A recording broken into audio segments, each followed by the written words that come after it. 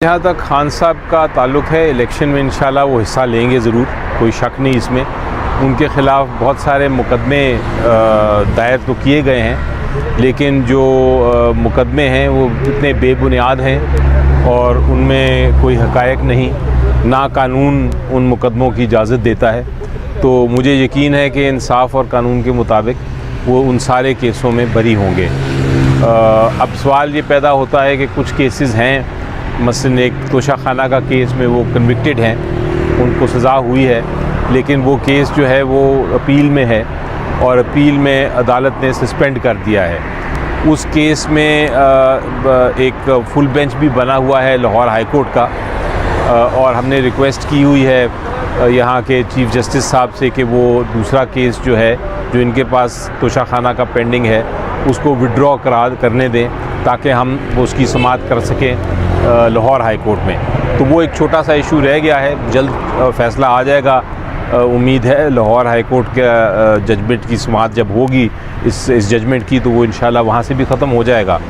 और उसके अलावा जो साइफ़र केस है वो तो प्रोसीडिंग्स चल रही हैं। आपने देखा है कि उसमें जो गवाह आ रहे हैं, वो गवाह जो हैं वो कह ही नहीं रहे, कोई बात ही नहीं बता रहे, कोई इल्ज़ाम जो है उसको साबित करने के लिए कोई कोशिश भी नहीं कर रहे। तो वो भी केस आगे जाके मुझे यकीन है कि वो कोई ज़्यादा उसमें जान चूँकि नहीं है, तो वो केस भी बरी हो जाएंगे। तो ये कुछ केसेस हैं 2-3 जो इंशाल्लाह जिनकी जजमेंट जल्द आ जाएगी। इलेक्शन फरवरी में है, तब तक वो इन केसों का फ़ैसला हो जाएगा। सर ये बताइएगा कि इस वक्त पीटीआई के लोगों पे काफ़ी ज़्यादा मुश्किलात हैं। केपी में आप देखें, पंजाब में तो बिल्कुल एक्टिविटीज़ ही नहीं हो रही। केपी में जब भी एक्टिविटी होती है लोगों को गिरफ़्तार किया जाता है। बाकी पार्टियां जो है वो अपने कन्वेंशंस भी कर रही है, अपने इवेंट्स भी कर रहे हैं, सब कर रहे हैं, पीटीआई नहीं कर पा रही है। आपको बतौर वकील आप क्या इस पे कहती हैं कि आप लोगों के साथ जो है वो ज़्यादती भी हो रही है, लेकिन इससे आप कैसे निकल सकते हैं? जी देखें, बिल्कुल आपकी बजा बात है। हक़ायक़ तो यही हैं कि कोई हमें इलेक्शनिंग की कोई इजाज़त नहीं दी जा रही, ना रैली कर सकते हैं, ना पीटीआई अपना सिंबल तक नहीं दे सकती। अभी तक इलेक्शन कमीशन ने सिंबल भी रोका हुआ है, और दूसरी पार्टीज़ जो हैं वो बाकायदा उनको पूरी इजाज़त है कि वो अपनी इलेक्शनिंग भी करें, जलसे भी करें। उनके लोग भी बाहर हैं, हमारे लोग भी अंदर हैं, हमारे जो लीडर्स हैं वो जेल में हैं। लेकिन जो आइन कहता है वो ये है कि इलेक्शन कमीशन ऑफ पाकिस्तान ने फ्री एंड फेयर इलेक्शंस कराने हैं, और आइन ये भी कहता है कि हर एक के साथ बराबरी का सलूक होना चाहिए।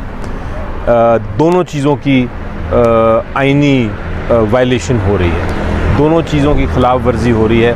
ना तो इलेक्शन कमीशन ऑफ पाकिस्तान अपना जो उनका ज़िम्मेदारी है फ्री एंड फेयर इलेक्शंस की, जो इलेक्शन से पहले ही उनकी शुरू हो जाती है ज़िम्मेदारी, ना तो वो पूरी कर रहे हैं, ना जो आइनी ज़िम्मेदारी है कि हर के साथ बराबर सलूक हो, ना वो आप पूरा करते देख रहे हैं। लेकिन इस सारे के बावजूद एक चीज़ बड़ी वाज़ेह है, एक चीज़ बहुत वाज़ेह है, और वो ये है कि पीटीआई की पॉपुलैरिटी जो है पब्लिक में, पीटीआई की जो मकबूलियत है पब्लिक में, और इमरान खान साहब की जो मकबूलियत है पब्लिक में, वो तो बढ़ती जा रही है। इसलिए इलेक्शन जब होंगे इंशाल्लाह, इन सारे मसाइल के बावजूद, चूँकि अल्टीमेटली फ़ैसला अवाम ने करना है, फ़ैसला वोट के ज़रिए करना है, तो इंशाल्लाह मुझे डिफ़िकल्टीज़ के बावजूद अपनी कामयाबी ही नज़र आ रही है। सर, इलेक्शन का ऐलान सुप्रीम कोर्ट ऑफ पाकिस्तान ने कर दिया, लेकिन जिस तरह मेरे भाई ने भी बता दें कि आप लोगों को कैंपेन की इजाज़त नहीं, तो इस हवाले से आप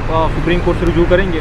जी बिल्कुल, इलेक्शन कमीशन ऑफ पाकिस्तान अपनी ज़िम्मेदारी नहीं पूरी कर रहा, और अब आखिरी रास्ता, आखिरी जो दरवाज़ा है वो सुप्रीम कोर्ट का ही है। हम इंशाल्लाह उधर जाएंगे। आपने देखा कि जब इलेक्शन नहीं हो रहे थे तो अल्टीमेटली हमें सुप्रीम कोर्ट ही जाना पड़ा। जब प्रेसिडेंट साहब और इलेक्शन कमीशन भी आपस में झगड़ा कर रहे थे कि डेट होनी चाहिए, कौन देगा नहीं देगा, और एक बड़ी परेशानी थी कि इलेक्शन होता है कि नहीं, तो हम सुप्रीम कोर्ट गए और सुप्रीम कोर्ट ऑफ पाकिस्तान ने एक जजमेंट पास की, जिसकी वजह से अब इलेक्शन जो है इंशाल्लाह फरवरी की 9 तारीख को होंगे। अली ज़फ़र साहब, तो ये भी अगर मसला हुआ हम ज़रूर सुप्रीम कोर्ट को रुजू करेंगे।